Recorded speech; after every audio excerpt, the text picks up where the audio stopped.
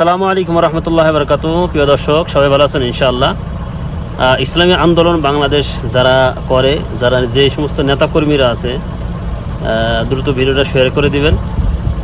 আমি তাদের উদ্দেশ্যে বলতে চাই, যারা ইসলামী আন্দোলনকে ভালোবাসে, ইসলাম দেশ ও মানবতার কল্যাণে যারা কাজ করে, তাদেরকে সহযোগিতা করুন।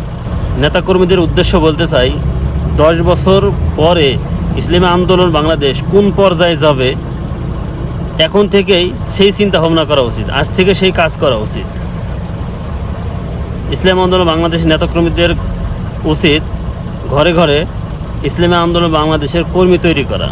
জেলা থেকে থানা, থানা থেকে ইউনিয়ন থেকে ওয়ার্ড পর্যায়ে প্রত্যেকটা ওয়ার্ডে ওয়ার্ডে ইসলামী আন্দোলন বাংলাদেশ নেতাকর্মী থাকা দরকার। তাদের নির্দেশনা থাকবে, প্রতি ওয়ার্ডের যে নেতা থাকবে তার কাছ থেকে দায়িত্ব বুঝে নেওয়া, যে আপনি কয়জন সাথী ভাই তৈরি করেছেন। ইসলামী আন্দোলনকে ভালোবাসি আর চুপ করে বসে থাকলে হবে না। ইসলামী আন্দোলন বাংলাদেশের আমির বলেছেন, এই 26 নির্বাচনে যেই সমস্ত ইসলামী আন্দোলন যারা ভালোবাসে, যারা মুনাফিকি করেছে, গাদ্দারি করেছে, তাদেরকে যেন কোনো দায়িত্ব না দেওয়া হয়, তাদেরকে চিহ্নিত করে রাখা উচিত। এই ধরনের মুনাফিকের দ্বারাই দলের সবচেয়ে বেশি ক্ষতি হবে। আমার মনে হয় দলের আমির এই সঠিক কথাটা সঠিক সময় বলেছেন। আমাদের এই কথাটা শুনে আমল করা উচিত।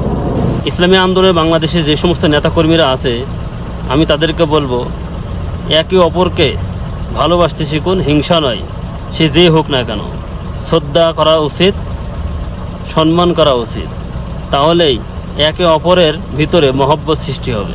শুধু ইসলামী আন্দোলন বাংলাদেশ করলেই হবে না, মাঠে ময়দানে কাজ করতে হবে। কাজ না করলে কর্মীও তৈরি হবে না। দর্শক, আজ জীবন তো ভালো থাকবেন, সুস্থ থাকবেন। আল্লাহ হাফেজ।